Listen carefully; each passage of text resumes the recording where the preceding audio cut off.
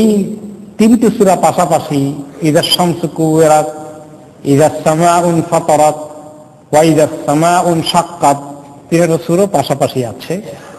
এই সূরা তিনটার মধ্যে কিয়ামতের দৃশ্যগুলোকে অত্যন্ত সাংঘাতিকভাবে ফুটিয়ে তোলা হয়েছে।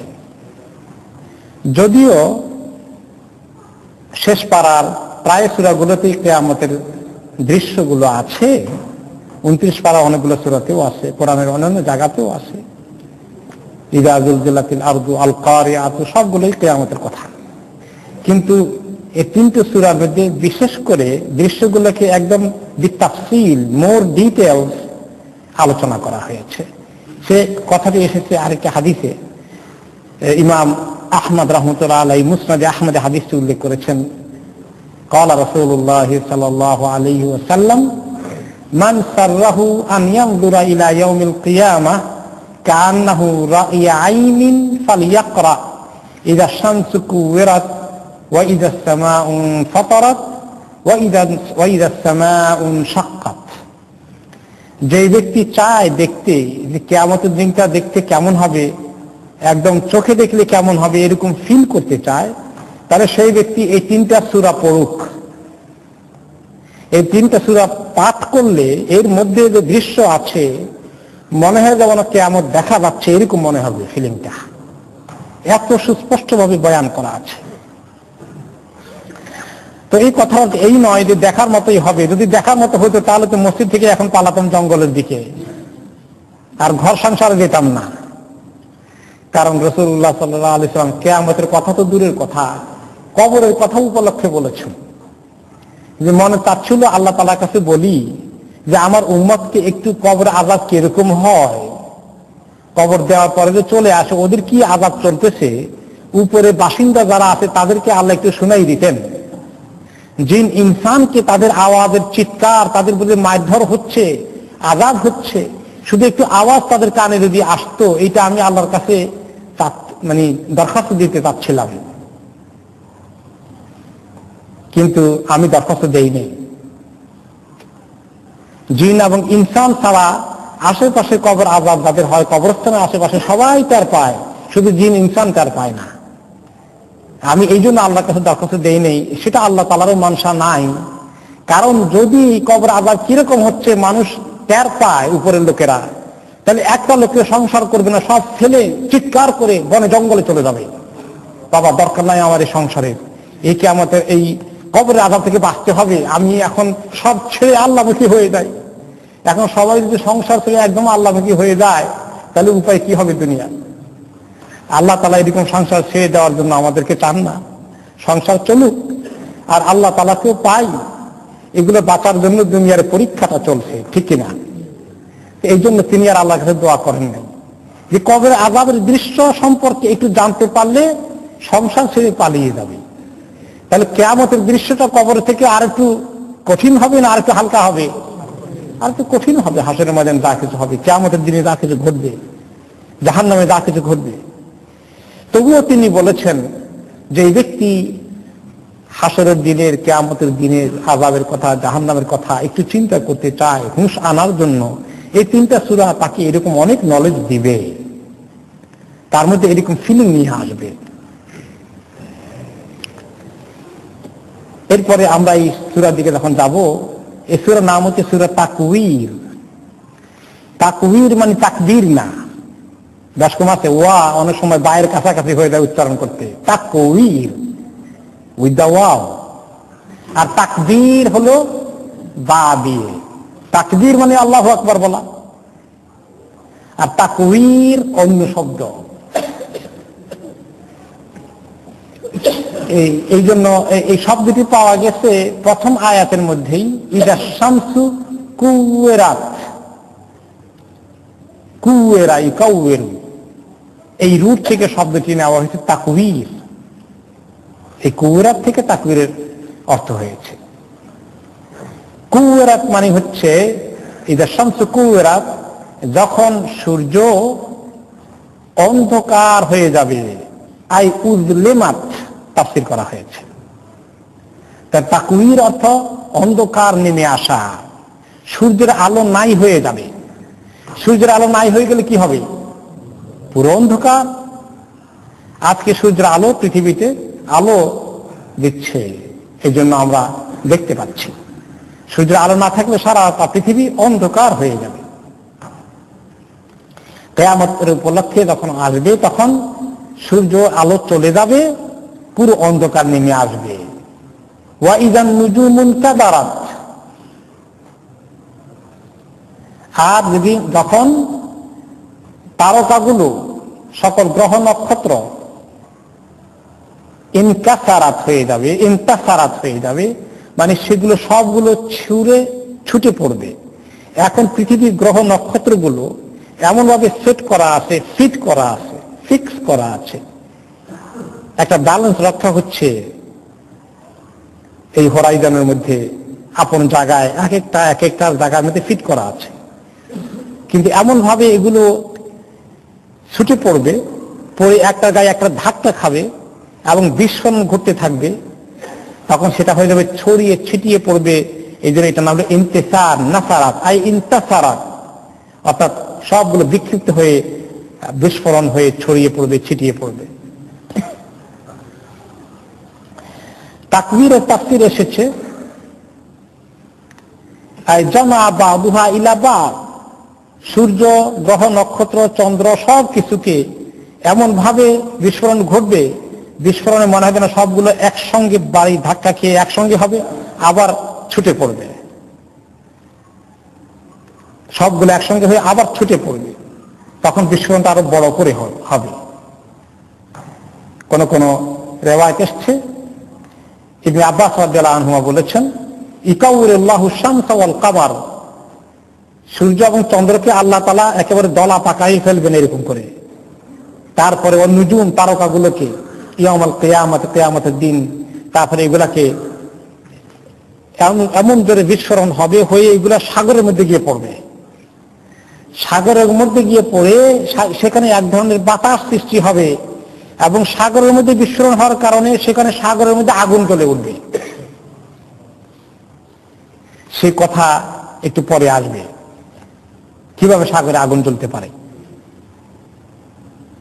উবাই ইবনে কাব রাদিয়াল্লাহু আনহু একজন সাহাবী, তিনি বলেছেন যে সিত্তু আয়াতিন ক্বাবলা ইয়াউমুল কিয়ামা, কিয়ামতের মেইন ঘটনাটা ঘটার আগে 6টার মতো প্রায় আলামত ঘটবে। বাইনান নাসু ফি আসওয়াতিহিম, কেমন হবে? কিয়ামত সংগঠিত হওয়ার প্রাক্কালে লোকেরা কেউ কেউ মার্কেটে থাকবে, বাজার ঘাটে বেচাকেনা নিয়ে ব্যস্ত থাকবে।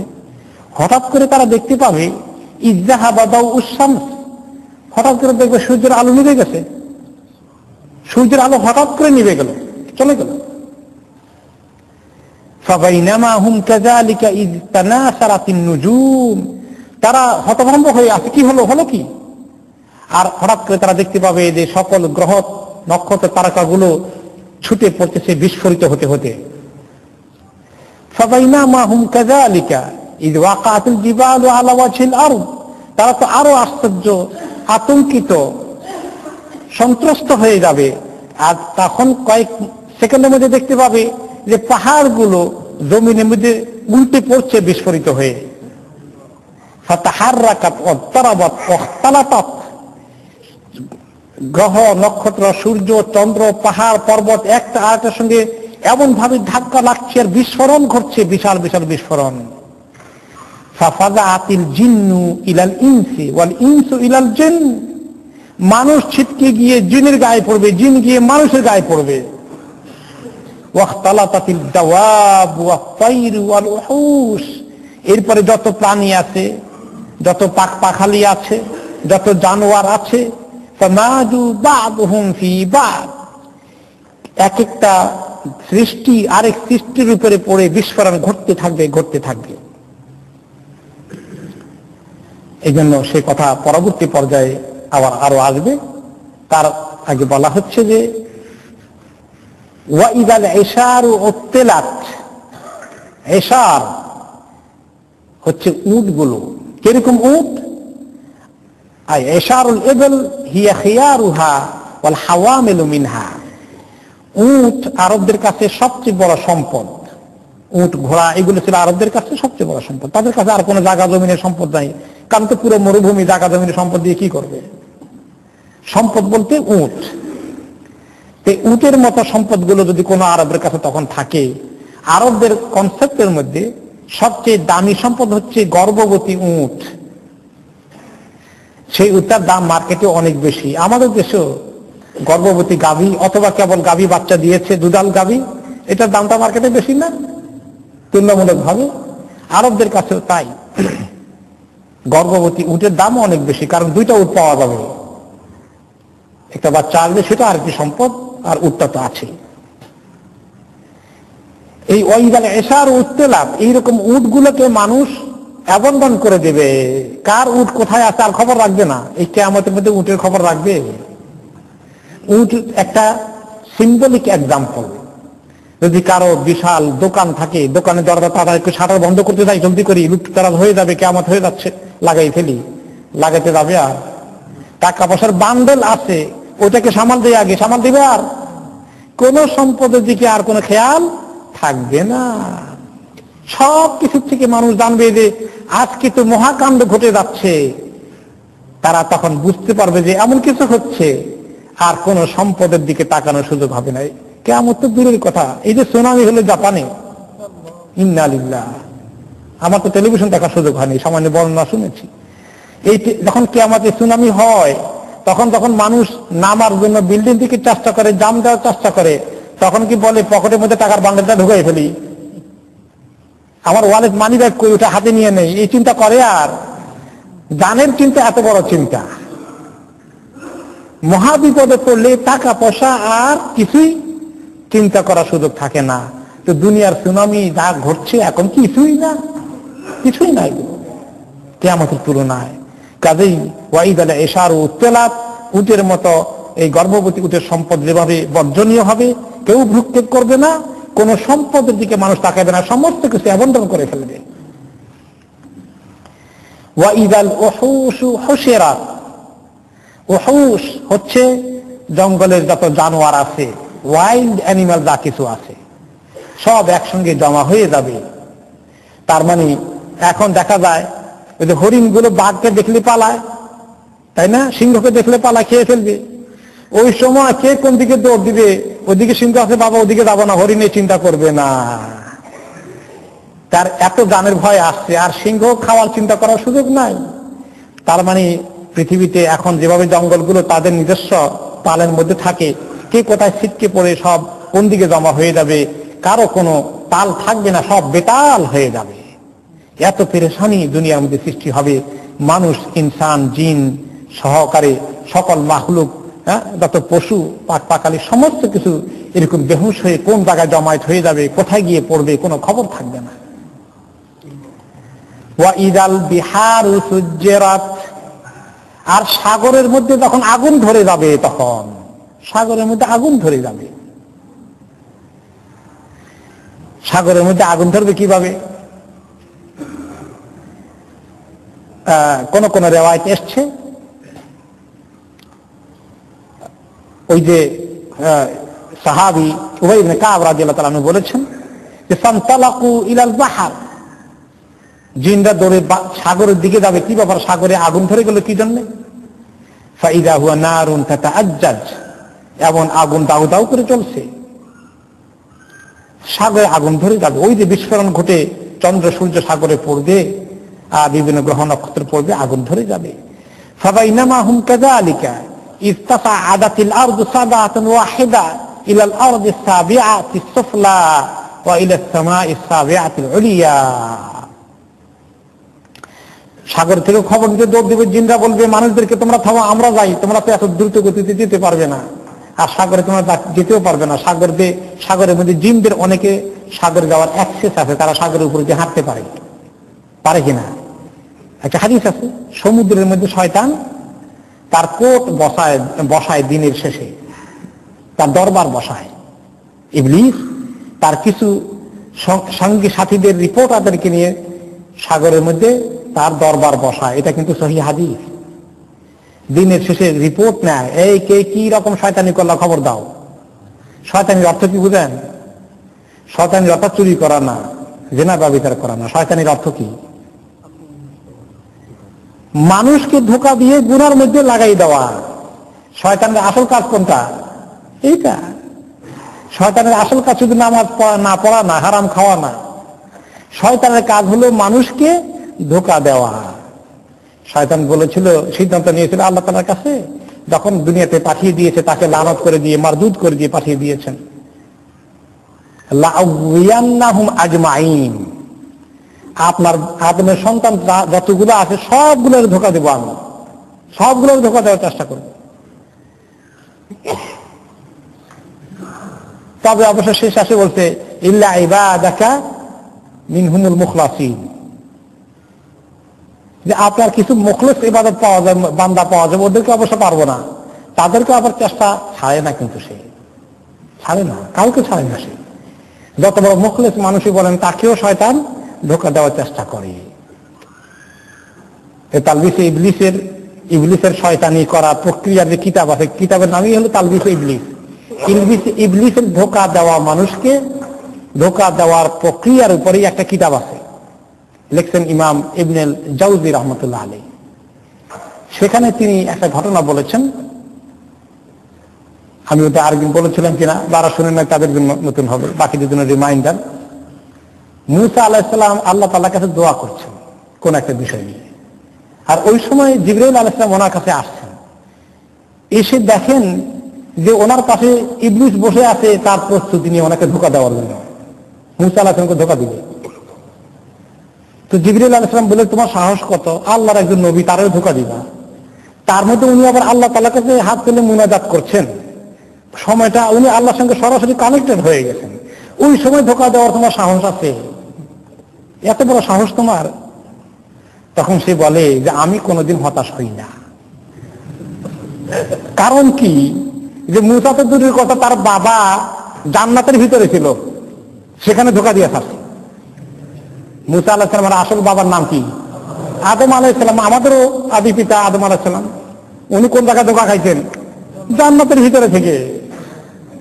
আমি হতাশ হবো কেন? মুসা তো এখনো জান্নাতে যায়নি, দুনিয়াতে আসে। তো কাজেই দেখছেন তো, ইবলিস কোন রকম হতাশ হয় না। এবং তার কাজ কিরকম এবার চিন্তা করি দেখেন। এই যে আমরা গুনাহ করে ফেলি, কত চিন্তা করি গুনাহ করব না, তাই না? প্রত্যেকে চিন্তা করি না? কত আত্মসমালোচনা করি, ইহতিসাব করি, অমুক গুনাহটা বেশি বেশি হয়ে যাচ্ছে আমার দ্বারা, কত তওবা করি। কালকে তওবা করলাম, আজকে আবার সেটা হয়ে গেল, ইন্না লিল্লাহ, হয়ে যায়। কারণ ইবলিস কোনোদিন হতাশ হয় না, কোনোদিন হতাশ হয় না। আমাদের কারো আত্মতৃপ্তির উপায় নাই যে আমি তো আগের থেকে একটু ভালো হয়ে গেছি, আমার বোধহয় খবর ভালোই আছে। নিশ্চিন্ত হওয়ার কোনো কারণ নাই। তার সর্বশেষ চান্স কোন সময় থাকে জানেন? মৃত্যুর সময় মরে যাচ্ছে, এই সময় লাস্ট চান্স নেওয়ার চেষ্টা করে। ইন্না লিল্লাহ। এই সময় একটু ধোঁকা দিয়ে কোন রকমে লাস্ট ধোঁকাটা হলো, আরে এতদিন আল্লাহকে ডাকলা, তুমি তো আল্লাহকে দেখো তখন নাই, কি একটা ধোঁকার উপরে থাকলা, যে জিনিস দেখলা না সেই জিনিস নিয়ে বিশ্বাস করে মরে যাচ্ছ। এখনো তুমি এরকম পাগলামি বিশ্বাস করো? কোন দলিল প্রমাণ তোমার কাছে আছে? দেখাও দেখি। হ্যাঁ, কোন প্রমাণ তো নাই মনে হয় না। ওই সময় তো আপনি জানিয়ে টানাটানি চলতেছে, তারে কি প্রমাণ দেখাবেন? কনফিউজ হওয়ার জন্য কি, কনফিউজ করার জন্য কি সুযোগ? ওই সময় অনেকে কনফিউজ হয়ে যেতে পারে। ইন্নালিল্লাহ। সেই কনফিউশন থেকে পানা চাওয়ার জন্য আল্লাহ তাআলা দোয়া শিখিয়ে দিবেন।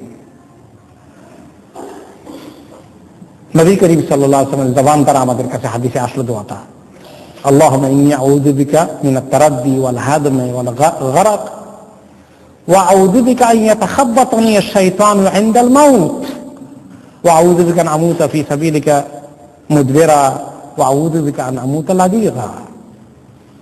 এই দোয়ার মধ্যে রাসূলুল্লাহ সাল্লাল্লাহু আলাইহি ওয়াসাল্লাম দোয়া করলেন যে আল্লাহুম্মা ইন্নী আউযু বিকা মিনাত তারাদ্দি, যে আল্লাহ আমি আপনার কাছে পানা চাই নিচু হওয়ার থেকে, নিচু নেমে যাওয়ার জন্য, যাওয়া থেকে। ওয়াল হাদম, কোন ভূমি ধস হয়ে বা ছাদ ভেঙে আমার উপরে পড়ে যাক, এরকম অ্যাক্সিডেন্টাল মউত থেকে পানা চাই। ওয়াল গারাকে, বন্যায় বা সমুদ্রে পড়ে গিয়ে ডুবে গিয়ে মরার থেকে আপনার কাছে পানা চাই। ওয়াল হারাকে, আগুনে পুড়ে যায় মরার থেকে আপনার কাছে পানা চাই। ওয়া আউযু বিকা আন ইয়াতাখাব্বাতানি শাইতান ইনদাল মাউত, আল্লাহ মৌতের সময় শয়তান যে আসে আমাদেরকে থাপড়া দিয়ে আমাদের ঈমানটা ছিনিয়ে নিতে, আমাদেরকে শিরকের মধ্যে কুফরের মধ্যে ফেলে দিয়ে কনফিউজ করে দিয়ে জিজ্ঞাসা করে তোমার রবের কোন প্রমাণ আছে নাকি তোমার কাছে, কনফিউজ করে ফেলতে চায় লাস্ট মোমেন্টে, সেটা থেকে আল্লাহ আপনার কাছে পানা চায়। আপনার রাস্তায় থেকে পালিয়ে বেড়ানো, ইসলামের রাস্তা ছেড়ে দিয়ে জিহাদের ময়দানে চলে গেলে সেখান থেকে পৃষ্ঠ প্রদর্শন করে যাওয়া থেকে আপনার কাছে পানা চাই। আর সাপে বিচ্ছুদে দংশন করে কামড়িয়ে মরা থেকে আপনার কাছে পানা চাই। এতগুলো দোয়া তিনি বললেন। সেখানে একটা দোয়া আছে শয়তানের ওয়াসওয়াসা থেকে পানা চাইতে। তাহলে শয়তান কখনো নিরাশ হয় না, সেই মৃত্যুর সময় পর্যন্ত লাস্ট চান্স নেওয়ার চেষ্টা করে। তো আল্লাহ তাআলা অবশ্য তার এই চেষ্টাটা আছে, এটা যেমন আমাদের জন্য একটা আশঙ্কার কারণ, আল্লাহর কাছে দোয়া করে পানা চাওয়ার কারণ, অপরদিক থেকে আল্লাহ তাআলা হতাশ না হওয়ার জন্য আমাদেরকে আবার সুসংবাদ শুনিয়েছেন। ইসাব্বিতুল্লাহু আল্লাযীনা আমানু বিল কওলিস সাবিতি ফিল হায়াতিদ দুনিয়া ওয়া ফিল আখিরাহ। যারা সত্যিকার মুমিন তাদেরকে আল্লাহ তাআলা কাউলুন সাবিত, মজবুত কওল দ্বারা দুনিয়াতে এবং আখিরাতে মজবুত করে টিকিয়ে রাখেন।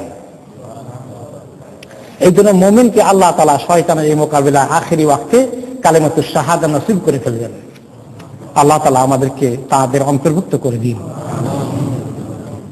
যাই হোক, এই শয়তানের কথা বলছিলাম যে শয়তান কে কে শয়তানি করলো তার রিপোর্ট নাই, সমুদ্রের মধ্যে তার কোট বসায়, সমুদ্রে বসে কেমনে যায় কেমনে আমরা কি আর তা বলতে পারি? তাদের জগৎটা, তাদের চলাফেরাটা, তাদেরটা আমাদের দুনিয়ার মানুষের মতো নয়, তাদের লাইফ স্টাইল আলাদা। তাদেরকে আল্লাহ তাআলা সেখানে তাদেরকে আকাশে উড়াতে আল্লাহ তাআলা তৌফিক দিয়েছে, তা উড়ে যেতে পারে। আমরা প্লেন ছাড়া আকাশে উঠতে পারি না, এমনি করে জাম্প দিয়ে উঠতে পারবো না, তারা পারে। শয়তানকে আল্লাহ তাআলা এইভাবে সুযোগ দিয়েছেন। যেমন বিলকিসের সিংহাসনকে সুলাইমান আলাইহিস সালামের সামনে বলল যে বিলকিস আসার আগেই এটা কে নিয়ে আসবে। একজনে বললে যে আপনি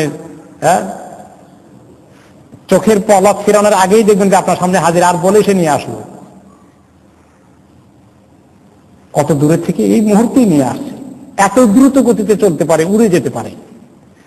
কিছু কিছু জিনকে, সব জিন একরকম না, জিনদের মধ্যে বহু রকমের মাখলুকাত আছে। জিনদের জবানে, জিনদের ওয়ার্ল্ডে বহু রকমের মাখলুকাত আছে। তাদের মধ্যে ইফরিত আছে, অনেক শক্তিশালী আছে। তাদের মধ্যে ছোট সাইজের আছে, মাঝারি সাইজের আছে, বিভিন্ন জাত, বিভিন্ন কিসিম আছে। যাই হোক, তারা এখানে ইবলিস বসতে পারে তার আসন নিয়ে সাগরের উপরে।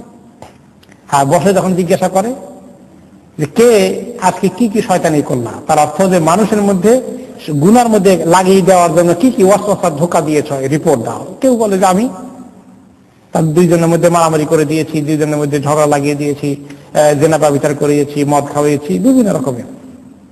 সবগুলোকে বলে well done, very good, okay, thank you. আর স্পেশালি যখন একটা লোকে বলে যে আমি মিয়া বিবির মধ্যে এমন ঝগড়া লাগিয়ে দিয়েছি, তালাক করে ছেড়ে দিয়েছি, তখন বলে যে ওয়েল ডান, তুমি আমার আসল কাজ করেছ। তাকে জড়িয়ে ধরে মোবারকবাদ দেয়, তাকে আলিঙ্গন করে, হাদিসের কথা। তাহলে স্বামী স্ত্রীর ঝগড়া হয়, এই ঝগড়াটা আল্লাহ তাআলার কাছে কত অপছন্দনীয় কাজ, আর ইবলিসের কাছে কত পছন্দের কাজ। এবার চিন্তা করে দেখলাম, এইগুলো দাম্পত্য জীবনে স্বামী স্ত্রী মাঝে মধ্যে দুই কথা হয়ে যেতে পারে, সব সংসারেই হয়। আমাদের জীবনে হতে পারে, আমাদের মা বাবার জীবনে হয়েছে, আমাদের ছেলে মেয়েদের জীবনে হতে পারে। কিন্তু এটাকে কন্ট্রোল করা, কমিয়ে নেওয়া, সবর করা এবং তালাকের বিচ্ছেদের দিকে না দেওয়া ইসলামে অনেক গুরুত্বপূর্ণ। কারণ এর উপরে অনেক কিছু নির্ভর করে। যদি এভাবে স্বামী স্ত্রীর ঝগড়া হতে হতে বিয়েগুলো ভেঙে যায়, বিয়ে না টিকে, তার পরিণতি কি হবে বলুন তো দেখি? সমাজের মধ্যে আর কোনো আখলাক আর চরিত্র ঠিক থাকার সুযোগ থাকবে? ছেলে মেয়েগুলো মানুষ হওয়ার জন্য, সংসার গড়ার জন্য সমস্ত কিছু চুরমার হয়ে যাবে, যেটা আমরা আজকে এই পৃথিবীর সমাজের দিকে তাকাইলে দেখতে পাই। জীবন থেকে পাক পবিত্রতা চলে গেছে, চলে যাচ্ছে, উঠে যাচ্ছে। দাম্পত্য জীবন, সাংসারিক জীবন চলে যাচ্ছে, বিবাহ উঠে যাচ্ছে। পৃথিবীর মানুষ অন্য বিকল্পকে খুঁজে নিচ্ছে। এই জন্য ইবলিসের জন্য এটা চমৎকার একটা মাধ্যম, মানুষকে বেশি গুমরাহ করার জন্য সে এই রাস্তায় নিতে চায়। যাই হোক, এই শয়তানের দল তখন তারা দ্রুত গতিতে তারা সমুদ্রের দিকে যাবে খবর নেওয়ার জন্য।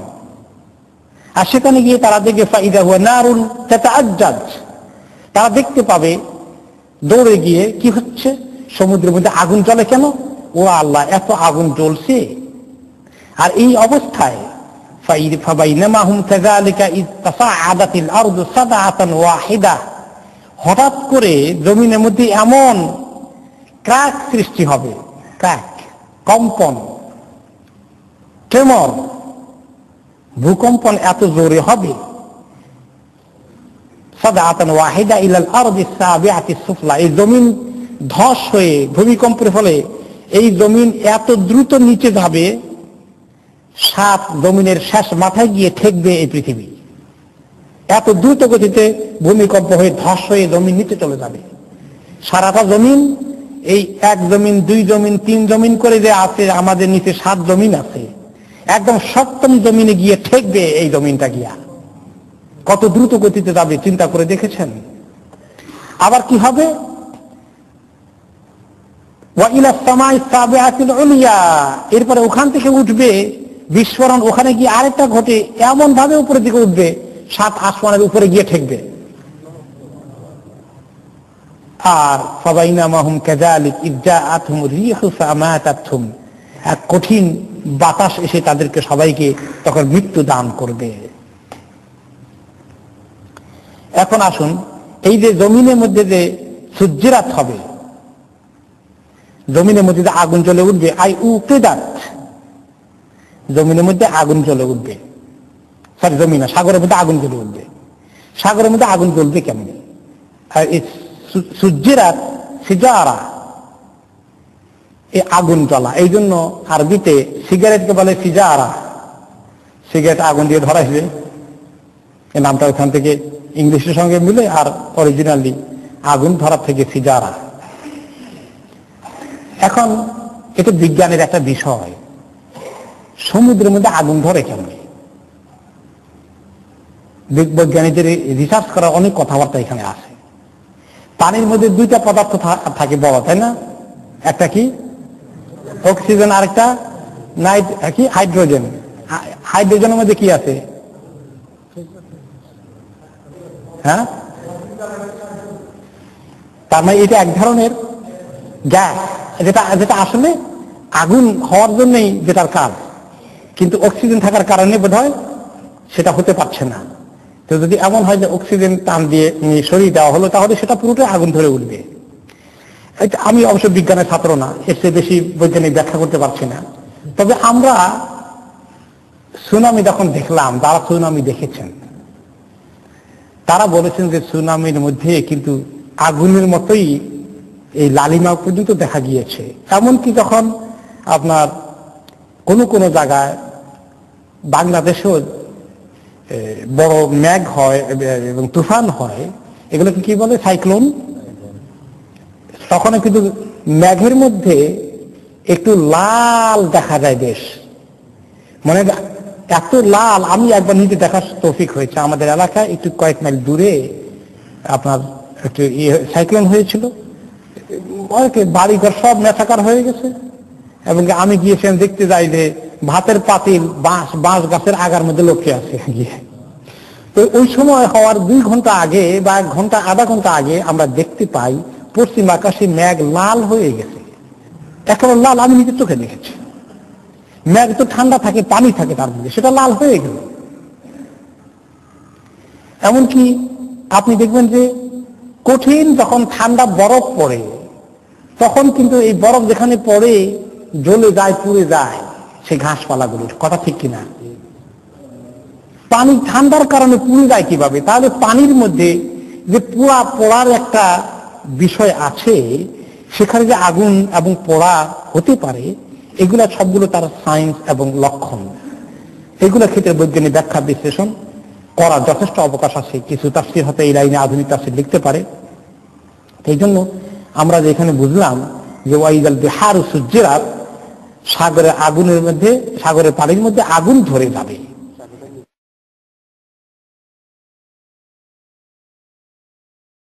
এরপরে আল্লাহ তাআলা বলছেন স্টিল এই সিন আসছে, কিভাবে কিয়ামতের ময়দানে এক একটা সিন হবে।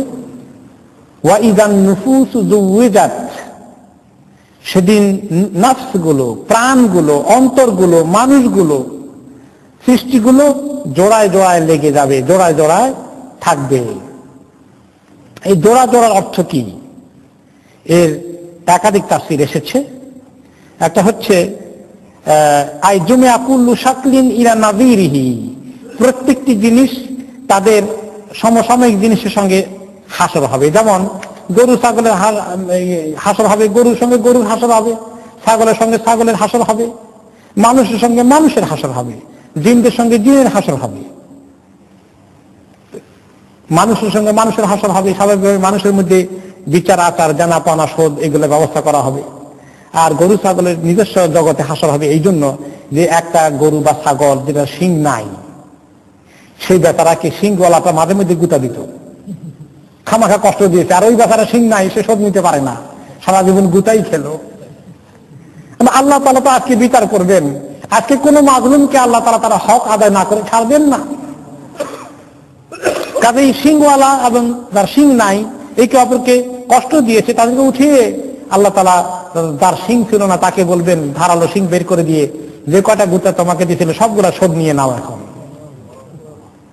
যদি আল্লাহ তাআলা এই সমস্ত জানোয়ারগুলোর মধ্যে ইনসাফ কায়েম করেন, তাহলে মানুষের মধ্যে যে জুলুম করি আমরা, তার ইনসাফ কায়েম করবেন না? জালিমদেরকে আল্লাহ তাআলা মাজলুমের জন্য সেদিন বিচারের আসন বসে তাদের শোধ করার ব্যবস্থা করবেন। আর মানুষের মধ্যে এই শোধ করাটা শুধু একটা দুইটা গুতা দিয়ে শেষ হবে না। শোধ করা তরিকা কি, সে প্রসঙ্গে রাসূলুল্লাহ সাল্লাল্লাহু আলাইহি ওয়াসাল্লাম বলবেন, আরেকটা হাদিসে বললেন, তোমরা কি জানো সবচেয়ে বড় মিসকিন কে? সবচেয়ে বড় বেচারা কে হবে? সবচেয়ে বড় মাহরুম কে? অসহায় কে? অভাবী কে? সাহাবায়ে কেরাম বলেন, যে ব্যক্তি এক লোকমা দুই লোকমা খানার জন্য মানুষের কাছে দাঁড়ে দাঁড়ে হাত পাততে হয়, আমরা তাকেই তো এরকম মিসকিন, অভাবী, সর্বহারা মনে করি। তিনি বলেন আসল মিসকিন সে না। আসল মিসকিন হবে ওই লোককে কিয়ামতের দিন তার হাসর হবে, কিছু আমল তামল মাথায় করে উঠবে, ভালোই নেক আমল আছে, কিন্তু এত লোকের ক্ষতি করেছে, এত জুলুম করেছে, এত লোকের গীবত করেছে, এত লোকে কথা দিয়ে কষ্ট দিয়েছে, গালিগালাজ করেছে, বিভিন্ন ভাবে মানুষের মানিজ্যত নিয়ে মানুষকে কষ্ট দিয়েছে।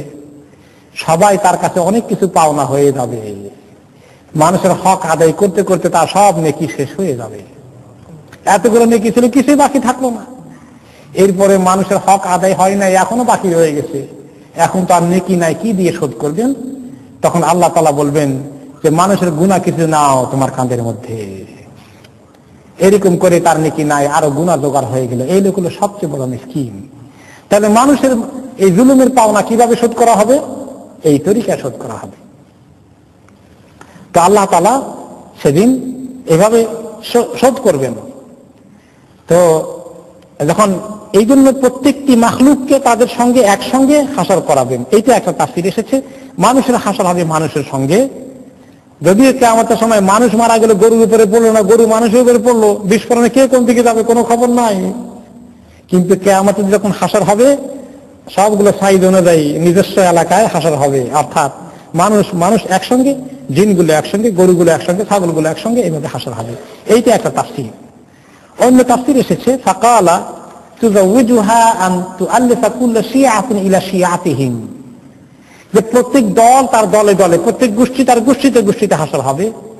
কমপক্ষে ইয়ুকরানু বাইনা রাজুলিস সালিহ মা রাজুলিস সালিহ ওয়া ইয়ুকরানু বাইনা রাজুলিস সুই মা রাজুলিস সুই ফিন নার ফাযালিকা তাযওয়ীদুল আনফুস। নেককারদের হাসর হবে নেককারদের সঙ্গে, এই হলো। আর গুনাহগারদের হাসর হবে গুনাহগারদের সঙ্গে।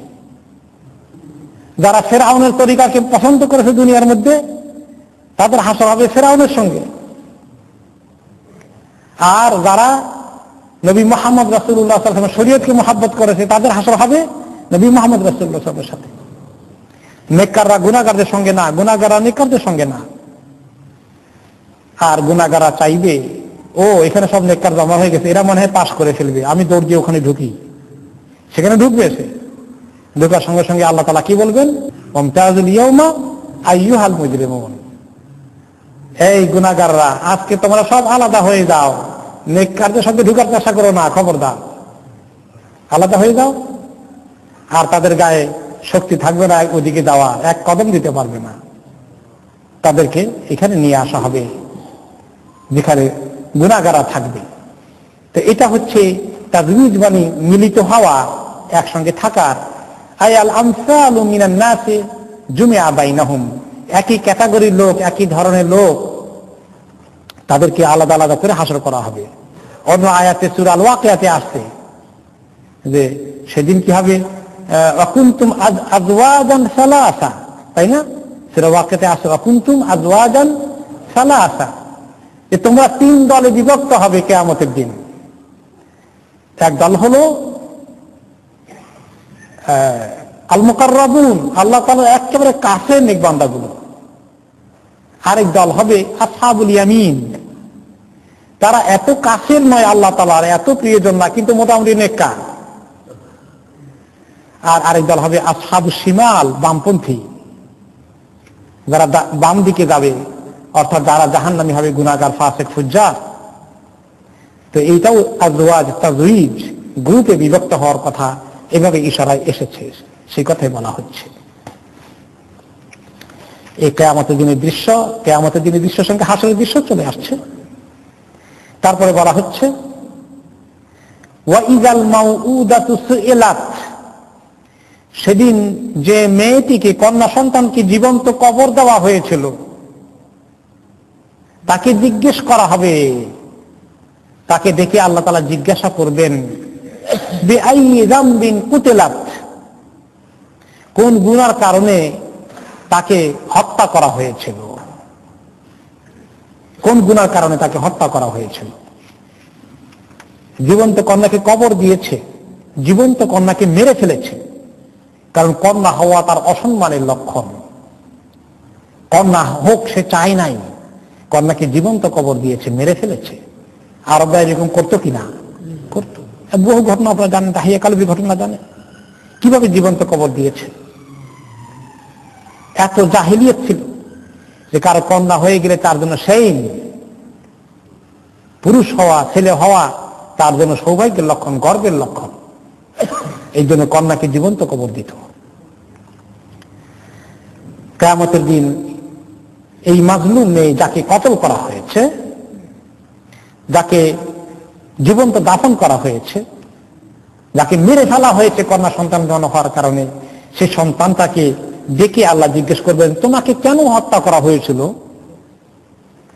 যে হত্যা করেছে তার সামনে আনবেন, এনে ডেকে জিজ্ঞাসা করবেন বিআইয়ি যামবিন কুতিলাত, কোন কারণে এই মেয়েটিকে হত্যা করা হয়েছে।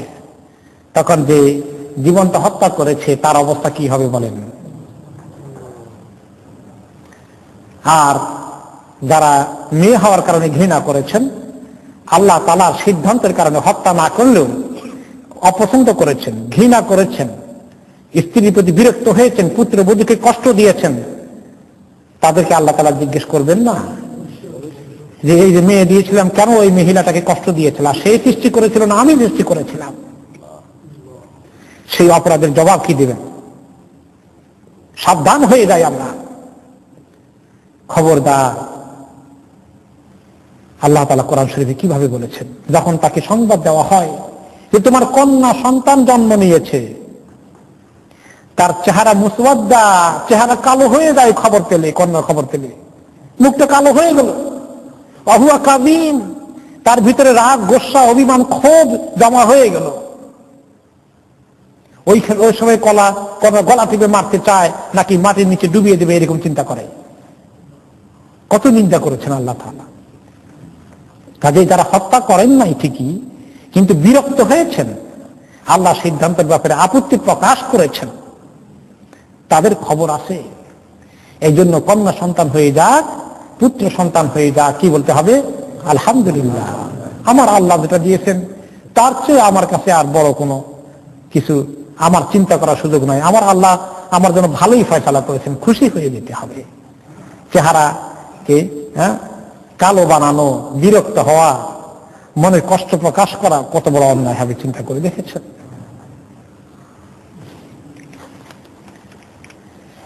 وَإِذَا الصُّحُفُ نُشِرَتْ وَإِذَا السَّمَاءُ كُشِطَتْ وَإِذَا الصُّحُفُ نُشِرَتْ, সেদিন সহফগুলো অর্থাৎ আমলনামাগুলোকে খুলে দেওয়া হবে। আমলনামাকে খুলে দেওয়া হবে। সে কথা, আমলনামার কথা যেটা আছে অন্য আয়াতে এসেছে, অন্য সূরায়, আলিমাত নাফসুম মা আহদারাত।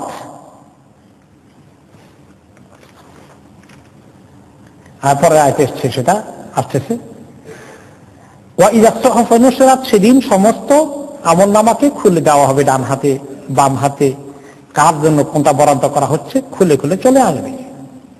ওয়াইযা সামাউ কুশিতাত, আসমান সেদিন খোলা হয়ে যাবে। আসমানের মধ্যে আর কোনো পর্দা থাকবে না। আজকে আমাদের সামনে একটা সামিয়ানার মতো আছে, এর পেছনে কি আছে দেখি না। আল্লাহর আরশ কোথায় আছে দেখা যায় নাকি? কিছুই দেখি না। ফেরেশতাদেরকে দেখি? কিছুই দেখি না। এগুলো কিচ্ছু থাকবে না। আল্লাহ তাআলার আরশকে নিয়ে আসা হবে, আমাদের সামনে এনে রেখে দেওয়া হবে। আল্লাহ তাআলা আর কোনো পর্দা থাকবে না মানুষের মধ্যে, আল্লাহর মধ্যে, অর্থাৎ আকাশ বলতে এইরকম কোনো কিছু অস্তিত্ব থাকবে না। একটা উন্মুক্ত জগৎ হবে।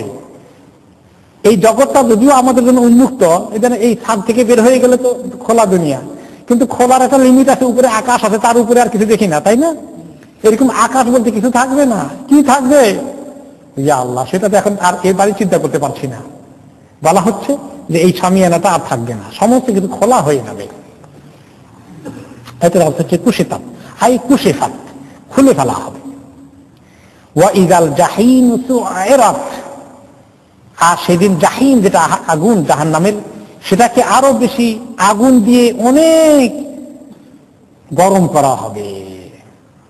একদম তাকে দাউ দাউ করে আগুনে জ্বালানো, এই আগুনকে খুব পাওয়ারফুল করে ফুটন্ত করে রাখা হবে। ওয়াইদাল জান্নাতু উজলিফাত, আর জান্নাতকে কাছে নিয়ে আসা হবে। জান্নাত অনেক দূরে এখন, আবার দেখি না, কিন্তু সেদিন জান্নাত দূরে থাকবে না। জাহান্নাম যেমন কাছে, জান্নাতের কাছে। আল্লাহ তাআলা জান্নাতকে নিয়ে আসবেন কাছে। ওয়া উজলিফাতিল জান্নাতু লিল মুত্তাকিনা গায়রা বাঈদ, কিন্তু জান্নাতটা করিব হবে, কাছাকাছি হবে কাদের জন্য? মুত্তাকিনদের জন্য। জাহান্নামীদের জন্য কত কাছে হবে? অনেক দূরে হবে।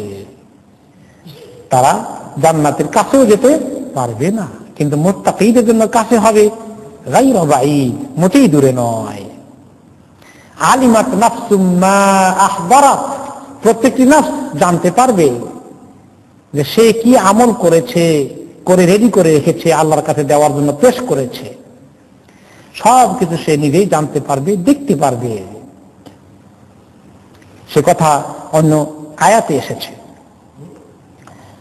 ইয়াউমা তাজিদু কুল্লু নাফসিন মা আমিলাত মিন খাইরিন মুহদারা ওয়া মা আমিলাত মিন সু, সেদিন জানতে পারবে প্রত্যেকটি ইনসান, প্রত্যেকটি নফস কি সে আমল করেছে, ভালো আমল না গুনার আমল, সব তার সামনে মুহদারা রেডি হয়ে থাকবে।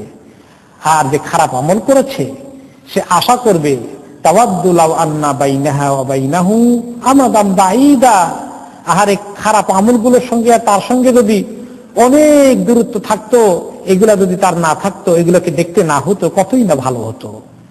কিন্তু সেদিন যদি আমল করে পেশ করে থাকে, সেগুলোকে রিভার্স করার কোনো উপায় থাকবে না।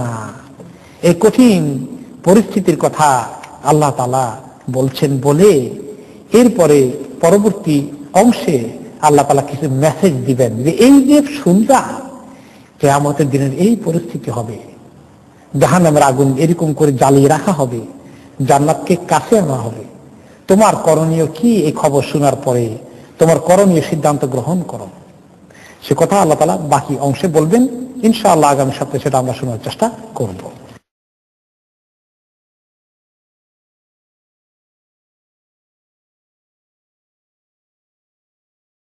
আল্লাহ তাআলা এই সূরা তাকওয়িরের শেষ অর্ধেকে বলছেন 15 নম্বর আয়াতে শুরু হচ্ছে ফালা উকসিমু বিল খুন্নাস, আমি কসম করে বলছি খুন্নাস সম্পর্কে। খুন্নাস হচ্ছে কি জিনিস? হিয়ান নুজুমু তাখনুসু বিন নাহারি ওয়া তাযহারু বিল লাইল, ওই তারকাগুলো যেগুলো দিনের বেলায় লুকিয়ে থাকে কিন্তু রাতের বেলায় দেখা যায়, আলোতে উদ্ভাসিত হয়ে যায়। এই যে ডুবে যাওয়া, চলে যাওয়া, আবার আসা, ফেরত আসা, এটা এর অর্থ হচ্ছে খানাসা, সেখান থেকে হচ্ছে খুন্নাস।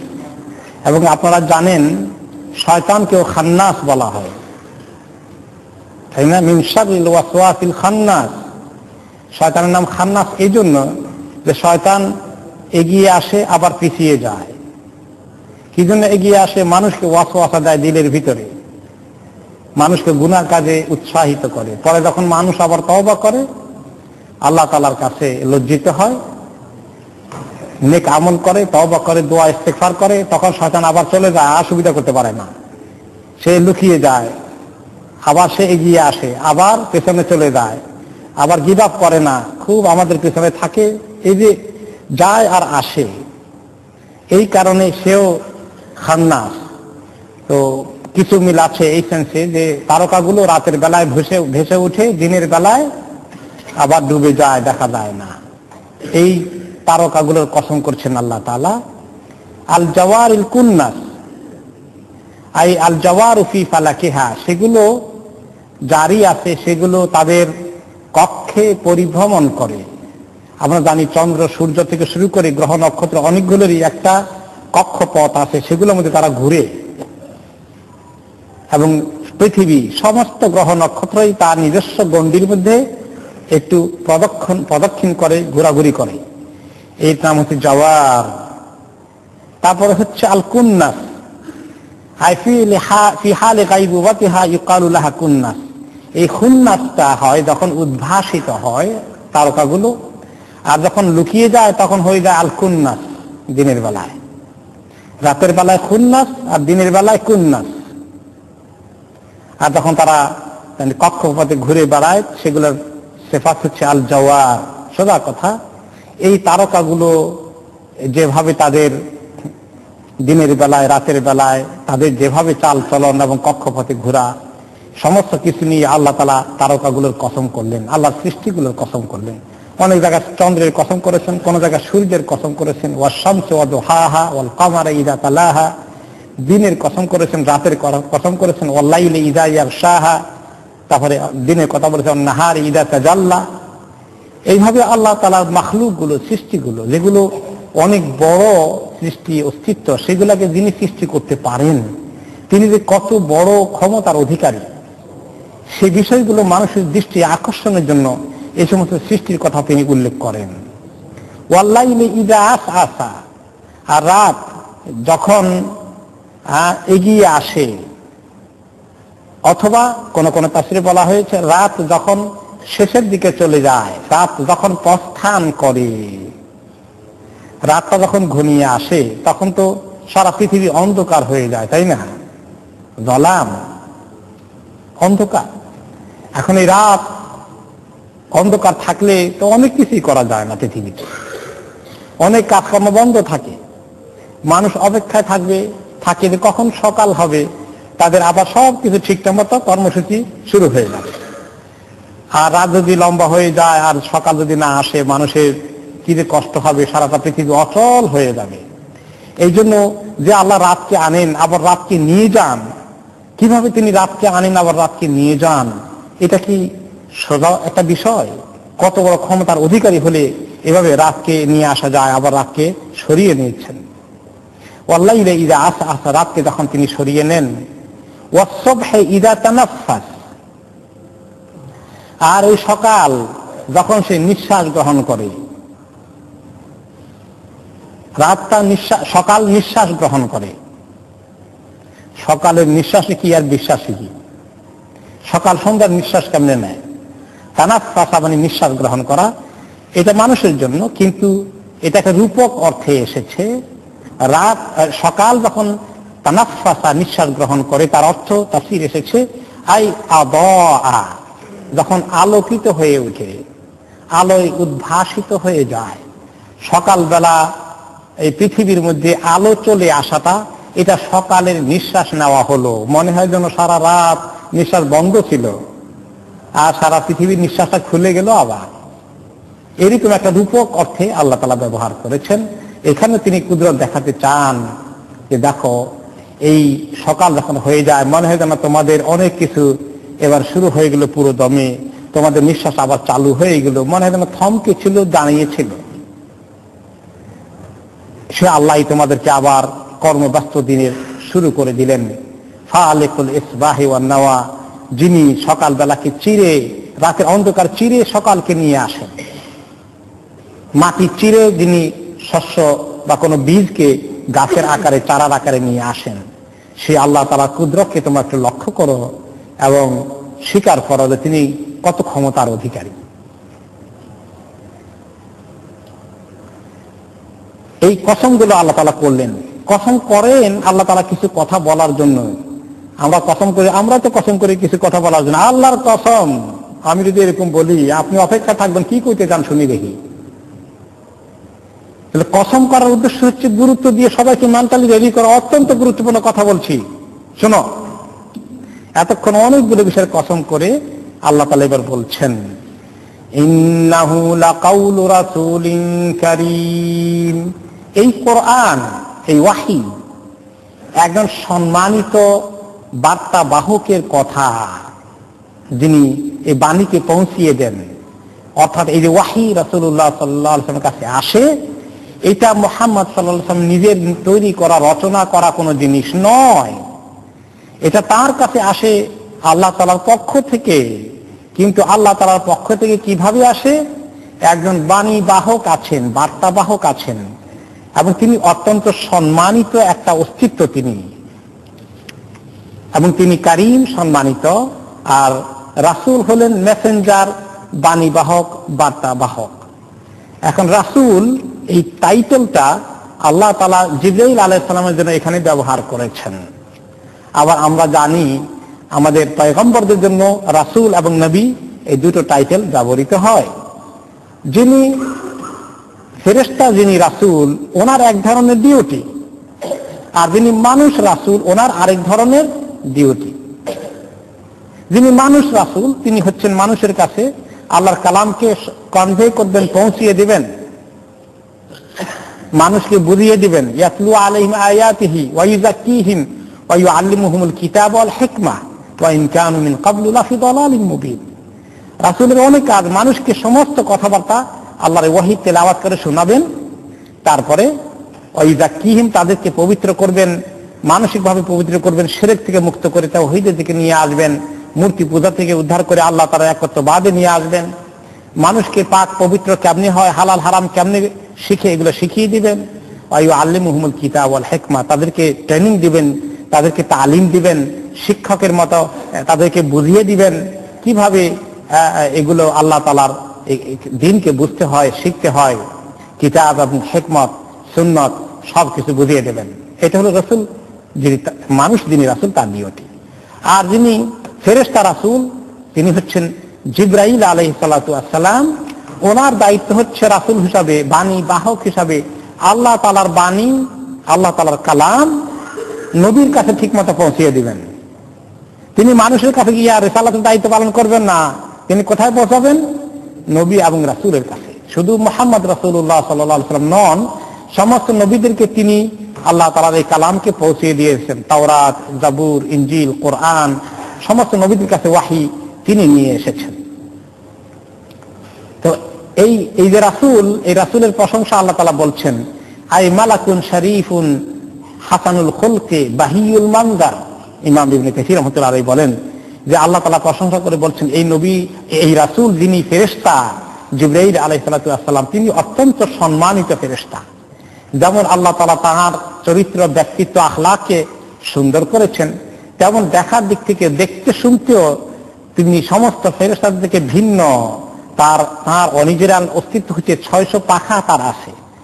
এই পাখাগুলো দিয়ে যদি তিনি খোলেন একসঙ্গে সবগুলো, তাহলে সারা হোরাইজন ওনার পাখা দিয়ে ভর্তি হয়ে যায়, পূর্ব থেকে পশ্চিম, উত্তর থেকে দক্ষিণ, সারা পৃথিবী ভর্তি হয়ে যায়। এত বিশাল এক অস্তিত্ব, এত সুন্দর ওনার অস্তিত্ব আল্লাহ তৈরি করেছেন। আই শাদীদুল খালকে, অন্য আয়াতে আল্লাহ তাআলা বলেছেন, বা পরবর্তী আয়াতে, জি কুওয়াতিন, ওনার হযরত জিবরাইল আলাইহিস সালামের অনেকগুলো প্রশংসা গুণ আল্লাহ তাআলা গাইলেন। জি কুওয়াতিন, তিনি অনেক শক্তিশালী, তিনি আল্লাহ তাআলার পক্ষ থেকে অনেক বড় বড় সিদ্ধান্ত দুনিয়ার মধ্যে কার্যকরী করেন। কোন কোন জায়গায় যখন আযাব নিয়ে আসতে হয়, সুনামি, এসব কিছু আল্লাহ তাআলা ওনাকে দায়িত্ব দিয়ে পাঠান এক্সিকিউট করার জন্য। কিভাবে শক্তি কাজে লাগে দেখছেন তো? সুনামি কি করলো, কিভাবে সুনামি সৃষ্টি হলো? পানির তোড়ে মনে হয় যেন বাড়ি ঘর বিল্ডিং গুলোকে এমনি করে খেলনার মতো নিয়ে যাচ্ছে, কোনো কষ্ট হচ্ছে না পানির। এত শক্তি কোত্থেকে আসলো পানির মধ্যে? এত শক্তি এই ভূমির মধ্যে কি ধরনের ভূমিকম্প হয়ে গেল, ক্ষণিকের ভিতরে সারা জগৎ মনে হয় যেন সেই একটি এলাকা, কয়েকটি শহর লন্ড ভন্ড হয়ে গেল। এত টেকনোলজির অধিকারী মানুষ অসহায়ের মতো তাকিয়ে থাকলে।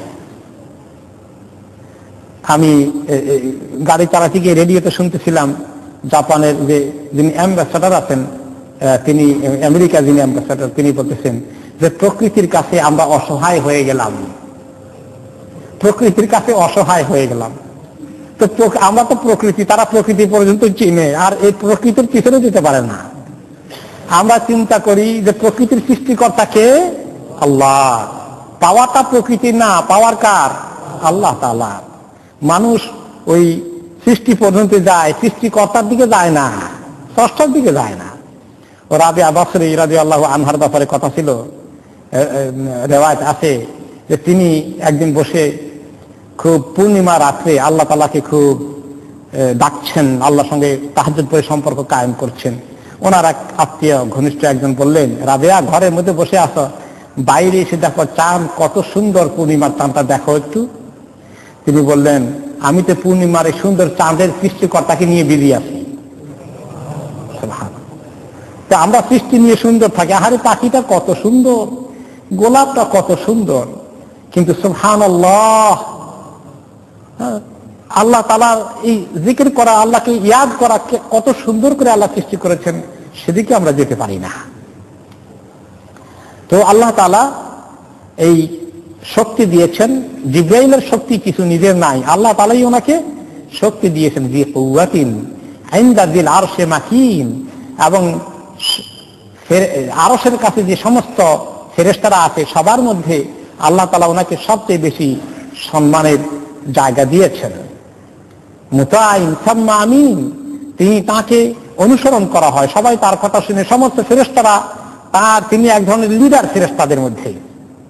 এবং লাইলাতুল কদরে সালামুন, যে সালাম নিয়ে আসে, হিয়া হাত্তা মাতলাইল ফজর, আল মালাইকাতু ওয়ার রূহ, ফেরেশতারা আসেন, রূহ আসেন। রূহ বলতে জিবরাইল আলাইহিস সালাতু ওয়াস সালাম, তিনি লিড করেন, তিনি অত্যন্ত বড় উঁচু মানের একজন ফেরেশতা। সেই ফেরেশতা এই ওহী নিয়ে আসেন, এই কোরআন নিয়ে আসেন রাসূলুল্লাহ সাল্লাল্লাহু আলাইহি ওয়াসাল্লামের কাছে। তো যিল আরশে মাকিন, ইনদা যিল আরশে মাকিন আই লাহু মাকানাতুন ইনদাল্লাহ আযজা ওয়া জাল, আল্লাহ তাআলা যিনি আরশের মালিক আল্লাহ, তার কাছে জিবরাইল ফেরেশতার অনেক মর্তবা এবং ফজিলত আছে।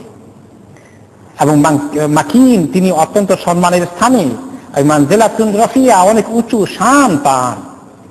মুতাইন সাম্মা, এবং তিনি সেখানে লাহু ওয়াজাহাতুন ওয়া হুয়া মাসমুউল কাউল মুতাআন ফিল মালাইল আ'লা, আল্লাহ তাআলার মালাইল আ'লার ফেরেশতারা সবাই ওনার কথা শুনে, ওনার কথা শোনার জন্য রেডি হয়ে থাকে, ওনার কথাকে তারা বাস্তবায়ন করে। এখন এখানে আল্লাহ তাআলা বলে দিচ্ছেন,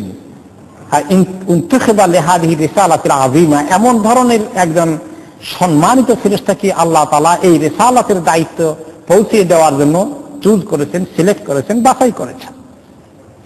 কাজে এই কোরআন কোন জায়গা থেকে কেমনে আসে তোমরা চিন্তা করে দেখেছ? যে কোরআন আজকে আমি আপনি পড়ি, এই কোরআনটা কে নিয়ে এসেছেন? জিবরাইল আলাইহিস সালাম নিয়ে এসেছেন, অন্য কোন সাধারণ ফেরেশতাকে দায়িত্ব দেওয়া হয়নি।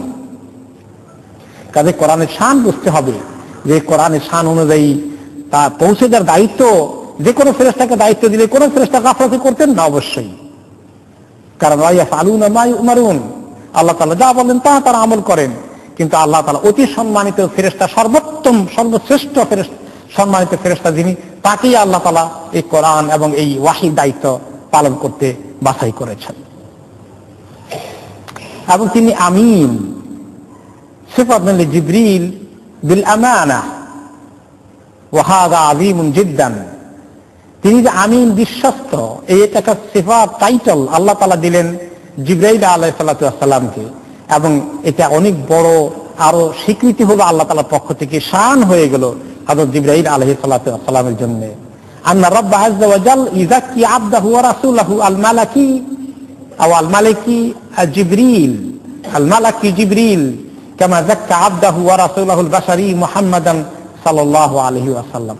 এই আয়াতগুলোর মধ্যে আল্লাহ তাআলা যিনি ফেরেশতাদের রাসূল, ফেরেশতা রাসূল, তার যেমন সম্মান শান বয়ান করলেন, এরপরে পরবর্তী আয়াতগুলোর মধ্যে আল্লাহ তাআলা মানব রাসূল, যিনি মানুষের মধ্যে কাজ করার জন্য যিনি রাসূল হিসেবে নির্বাচিত হয়েছেন, তারও প্রশংসা করেছেন পরবর্তী আয়াতে, ওয়ামা সাহিবুকুম বিমাজনুন, হে লোকেরা, তোমাদের এই সাথী, তোমাদেরই একজন মানুষ যাকে আমি নবুয়তের জন্য বাছাই করেছি, তোমরা তাকে বলো তিনি পাগল।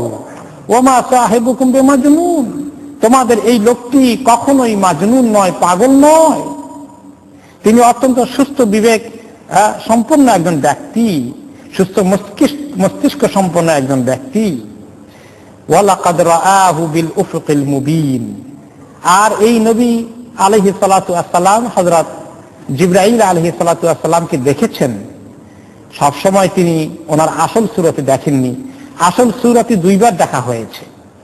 ওয়ালাকাদ রাআহু বিল উফুকিল মুবিন, তিনি একদম হরাইজনের উপরের প্রান্তে তিনি একবার ওনাকে দেখতে পেয়েছেন, নিজে দেখেছেন আসল সূরত নিয়ে। যদিও মাঝে মধ্যে তিনি এসেছেন মানুষের সূরত ধরে এসেছেন, হাদিস ওমর রাদিয়াল্লাহু আনহু হাদিসে জিবরিল যেটাকে বলা হয়, মানুষের সূরত ধরে এসেছেন।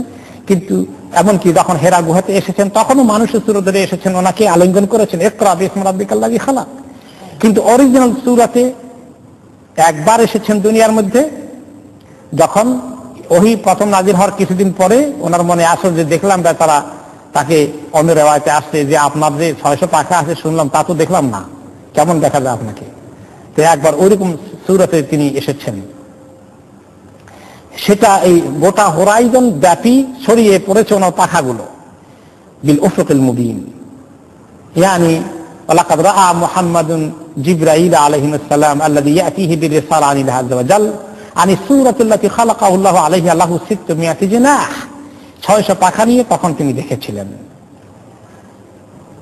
ওয়াহিয়া রুয়াতুল উলা কানাত বিল বাতহা, মক্কার প্রান্তে বাতহা নামক এলাকায় তিনি ওই চলা অবস্থায় হঠাৎ করে আকাশের দিকে তাকালেন আর এই অবস্থা দেখলেন। এই একবারই তিনি দেখেছিলেন। পরবর্তী পর্যায়ে অবশ্য আবার দেখেছেন জিবরাইল আলাইহিস সালামকে দ্বিতীয়বার 600 পাখা সহকারে অরিজিনাল শেপ নিয়ে, সেটা হচ্ছে যখন তিনি ইসরা মিরাজে যান, সেখানে দেখেছিলেন তিনি। আল্লামাহু শাদীদুল কুওয়া যু মিররাতিন ফাস্তাওয়া ওয়া হুয়া বিল উফুকিল আলা, এই কথাগুলো প্রথম দেখার ব্যাপারে। আর দ্বিতীয় দেখার ব্যাপারে এসেছে সূরা আপনার আল ইসরা বা সূরা নাজমের মধ্যে এসেছে, ওয়ালাকাদ রাআহু নাযলাতান উখরা। রাসূলুল্লাহ সাল্লাল্লাহু আলাইহি ওয়াসাল্লাম জিবরাইল আলাইহিস সালামকে দ্বিতীয়বার দেখেছিলেন অরিজিনাল সূরত সহকারে, ইনদা সিদরাতুল মুনতাহা, একেবারে সিদরাতুল মুনতাহার পাশে গিয়ে। সিদরাতুল মুনতাহার অর্থ হচ্ছে শেষ, বড়ই গাছ, বড়ই গাছ, আর এটাই শেষ। জিবরাইল আলাইহিস সালামের জার্নি ওখানে শেষ হয়ে যায়, আর তিনি যেতে পারেন না। তারপরে বলবেন যে এবার আপনি আর আপনার আল্লাহ, আমার আর পারমিশন নাই, আমার ভিসা এখানেই শেষ। আল্লাহ তাআলার আরশের কাছে যাওয়ার ওনার কোনো ক্ষমতা নাই। আরশের আগে সিদরাতুল মুনতাহা, শেষ বড়ই গাছ। বড়ই গাছ দুনিয়ার বড়ই গাছের মতো না, সেই বড়ই গাছে যে এত মণি মুক্তার মতো এত আলো নূর টপ টপকে টপকে ঝরে পড়ে, সেটার দৃশ্য অপরূপ সুন্দর।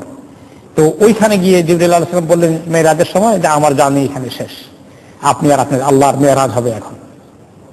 তো এই দ্বিতীয়বার তিনি সেখানে দেখেছিলেন। আর সোজা কথা, এই সূরাতে প্রথমবার দেখার কথা এসেছে এবং যে এই এত বড় ফেরেশতা আল্লাহর পক্ষ থেকে বাণী নিয়ে আসেন, তিনি পৌঁছে দেন কত বড় আমানতের কথা, কত বড় গুরুত্বপূর্ণ কথা, কত বড় জিম্মাদারির কথা। আর হে মানুষ, পৃথিবীর মানুষ, তোমরা এই কোরআনকে অবিশ্বাস করো, মানো না, অস্বীকার করো। আর ওমা হুয়া আলাল গায়বি বিদানীন, এই গায়ব তিনি যে রাসূল, মানুষ রাসূল, তিনি গায়বের ব্যাপারে বখিলি করেন না। অর্থাৎ তিনি ওহী পাওয়ার সঙ্গে সঙ্গেই মানুষকে পৌঁছে দেওয়ার দায়িত্ব ওনার, তিনি দায়িত্ব পালন করে ফেলেন। তোমাদেরকে জান দিয়ে কষ্ট করে তিনি পৌঁছে দেন।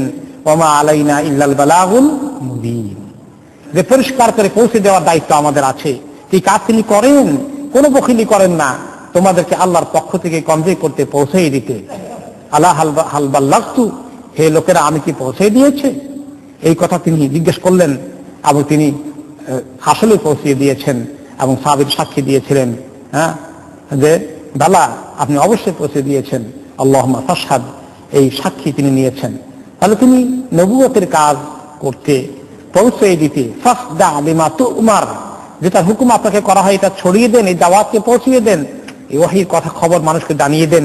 তিনি কখনোই কার্পণ্য করেননি। তিনি জানেন এগুলো বললে তাকে লোকেরা আক্রমণ করবে, তার উপরে আঘাত করবে, তাকে তার উপরে চড়াও হবে, এরপরেও তিনি কার্পণ্য করেননি। রিস্ক নিয়ে, জীবনকে বিপন্ন করে তিনি আমার এই বয়ান তোমাদেরকে পৌঁছে দিয়েছেন। ওমা হুয়া বিকাউলি শাইতানির রাজিম, আর তোমরা এই অভিযোগ করো যে শয়তান তাকে কিছু শিখিয়ে দেয়, নাউযুবিল্লাহ, এই কথাও তো অভিযোগ করেছে। জাদুকররা শিখিয়ে দেয়, এই কথাও অভিযোগ করেছে। তো যে শয়তানের রাজিম যে আছে, অভিশপ্ত শয়তান, সে কখনোই কোনো কথা এখানে ঢুকাতে এবং ওহীর মধ্যে পরিবর্তন আনতে, ওহীকে বিকৃত করতে, আল্লাহ তাআলা বক্তব্যকে অন্য কোনোভাবে উল্টাপাল্টা করে দিতে, কোনো ধরনের কোনো কন্ট্রিবিউট করার কোনো সুযোগ তার নেই। এটা সত্যি আল্লাহর পক্ষ থেকে খাঁটি কথা, স্বয়ং জিবরাইল আলাইহিস সালামের আমানতদার ফেরেশতার মাধ্যমে আসা, আর স্বয়ং রাসূলুল্লাহ সাল্লাল্লাহু আলাইহি ওয়াসাল্লামের কাছে পৌঁছিয়ে দিয়ে তিনি সরাসরি মানুষের কাছে কোনো কার্পণ্য না করে পৌঁছিয়ে দিয়েছেন। এই হচ্ছে এই কোরআনের পরিচয়। ফাআইনা তাযহাবুন, এই কোরআন রেখে তোমরা যাও কোথায়? কোন দিকে যেতে চাও কোরআন রেখে দিয়ে? ইন হুয়া ইল্লা যিকরুল লিল আলামিন, এটা হচ্ছে বিশ্ববাসীর জন্য নসিহত, গুরুত্বপূর্ণ শিক্ষা, লেসন, তালিম, তারবিয়াত। কোরআন মানুষের জন্য সর্বোত্তম হেদায়েত। এখন এই কোরআন ছেড়ে দিয়ে আমরা অন্যদিকে চলে যাই, যাই কিনা? চলে যাই। আমাদের দেশে কোরআনের আইন, মিরাসের আইন পছন্দ হয় না। যে কোরআন সম্পদ ভাগ করে দেওয়ার জন্য যে আইন করেছে, এটা ঠিক না, এটাকে পরিবর্তন করতে হবে। এত বড় দুঃসাহস মুসলমানের! কোরআন রেখে কার কাছে যাও? কাফের বেদিনদের দিন গ্রহণ করতে যাও? কত দুঃসাহস মুসলমানের! ফাআইনা তাযহাবুন, কাফেরকে বলা হয়েছিল যে কোথায় যাও, আর এখন তো মুসলমানরাও কোথায় যায়। আহারে দুর্ভাগ্য মুসলমানদের! ইন হুয়া ইল্লা যিকরুল লিল আলামিন, সারা দুনিয়ার মানুষের জন্য এত সুন্দর নসিহত, এত সুন্দর শিক্ষা, এত সুন্দর আইন কানুন, শুধু মিরাস নয়, দুনিয়ার সকল কিছুর সর্বোত্তম তরিকা, আইন কানুন পদ্ধতি কি আল্লাহ তাআলা এই কোরআনে দান করেন নাই? দুনিয়ার মধ্যে কোন আইন কোরআনের আইনের থেকে সুন্দর হতে পারে? আধুনিক জামানায় কোরআন কি অকেজো হয়ে গেছে?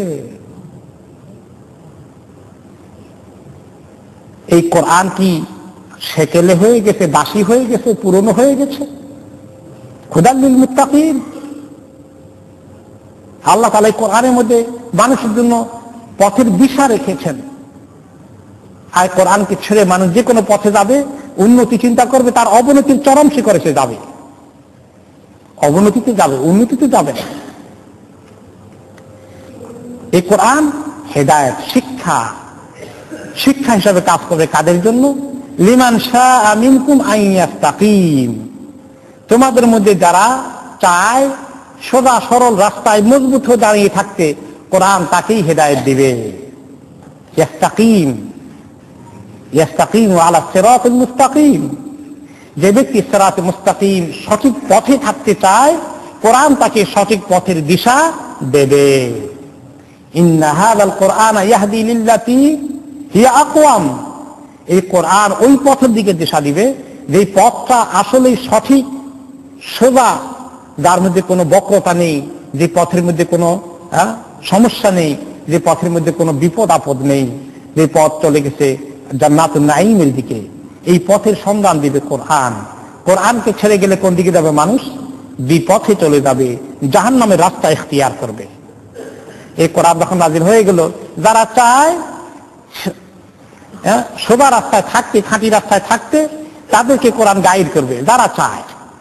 এখন এই কথা নাযিল হওয়ার পরে এখন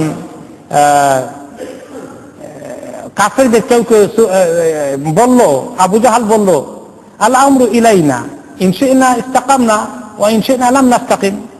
তো ভালোই তো, মুহাম্মদ যখন কয় কোরআনের কথা শুনতেই হবে। কই বলল? আল্লাহ তো বলছে, আল্লাহ তো স্বাধীনতা দিছে, যে চায় সে গ্রহণ করবে। তো আমরা চাইলাম না, আমরা গ্রহণ করবো না, অসুবিধা কি? এটাও তো পারমিশন আছে, দেখা যায়। দেখছেন কাফেরের যুক্তি? দেখছেন যাদের দিলের ভিতরে বক্রতা আছে, আপনার কথা কি নিয়ে তারা ঘুরে উল্টা দিকে দেয়। আপনি কইলেন বোঝানোর জন্য, তো আপনি তো তাই করছেন, উল্টাই দিল। তো সেই কথা শোনার পরে তা আল্লাহ তাআলা নাযিল করলেন আরেকটি আয়াত, ওয়া মা তাশাউনা ইল্লা আন ইয়াশা আল্লাহু রাব্বুল আলামিন। এই বদকিসমত, তুমি চাইবা কেমনে? কেউ চাইতে পারবা না যদি আল্লাহ তাআলা তাকে তৌফিক না দেয়। অর্থাৎ হিদায়াতের মালিক আল্লাহ তাআলা। তুমি আল্লাহর কাছে ভিক্ষা চাও হিদায়াত, তো আল্লাহ তোমাকে দিবেন। তুমি যখন ভিক্ষা চাইবা না, তুমি তাকাব্বর করবা, তুমি পয়েন্ট খুঁজে বের করবা, পয়েন্ট নিয়েই থাকো, গোমরাহ হয়ে যাও। আমি কাকে হেদায়েত দিব? যে আমার কাছে হেদায়েত চায়। এই জন্য আমরা সবাই আল্লাহ তাআলার কাছে হেদায়েত ভিক্ষা চাইতে হবে, তাই না? ইহদিনাস সিরাতাল মুস্তাকিম, আল্লাহর কাছে কাতর হয়ে চাইতে হবে। আল্লাহুম্মা ইন্না নাসআলুকাল হুদা ওয়াত তুকা ওয়াল আফাফা ওয়াল গিনা, আল্লাহুম্মা ইহদিনা ফীমান হাদাইত ওয়া আফিনা ফীমান আফাইত। আল্লাহ তাআলার কাছে বিভিন্ন তরিকা হেদায়েত চাইতে হবে, তাহলে আল্লাহ তাআলা মেহেরবানি করে হেদায়েত দিবেন। আর যে চাইবে না, তাকে জোর করে আল্লাহ তাআলা হেদায়েত দিবেন না। হেদায়েত চাওয়ার জিনিস, চাইলে পাওয়ার জিনিস। যে চাবে সে অবশ্যই পাবে। মান জাদ্দা ওয়াজাদা, এমন ভাবে চাইবে, চাওয়ার মতো চাইবে, চাওয়ার জন্য কষ্ট করবে, পরিশ্রম করবে, আল্লাহ তাআলা তাকে দিয়ে দিবেন। আল্লাহ তাআলা এই যে কথাগুলো বললেন, এগুলা তখনকার জামানায় কাফেররা এগুলা শুনেছে, মুসলমানরা এগুলাকে শোনার পরে আমল করে ফেলেছে।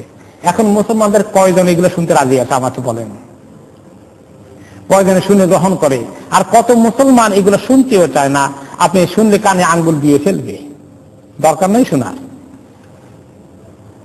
এবং শোনার পরে প্রত্যাখ্যান করবে, রিজেক্ট করবে, এবং এত দুঃসাহস যে কোরআনের বিরুদ্ধে অবস্থান গ্রহণ করবে, কোরআনের আইন পাল্টানোর জন্য তার দুঃসাহস হয়ে যাবে।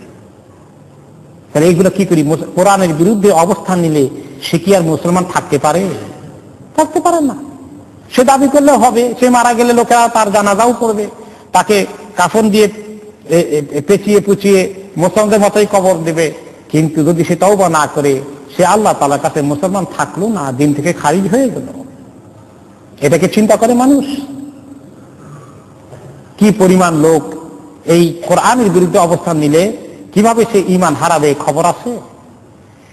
কোরআন দূরের কথা, সহিহ হাদিসকে বিরোধিতা করে কোন হাদিসের ব্যাপারে, তাতেও তার ঈমান চলে যাবে। কোরআনের আয়াত দূরের কথা। এই সমস্ত গুরুত্বপূর্ণ বিষয়গুলো মুসলমানদের জানারও সুযোগ নাই। জানে নাকি যে কোন কোন কথা বলে ঈমান চলে যায়? এটা জানে? জানার দরকার আছে মনে করে? এটাও মনে করে না। যে জানার দরকার আছে এটাও মনে করে না। আল্লাহ তাআলা আমাদেরকে এই কোরআনকে গ্রহণ করার তৌফিক দান করুন, কোরআনের ইলম হাসিল করে কোরআনকে আমল করার জন্য, এবং আমাদের মুসলমানদের সমাজে কোরআনকে কায়েম করার জন্য আল্লাহ তাআলা আমাদেরকে তৌফিক দান করুন।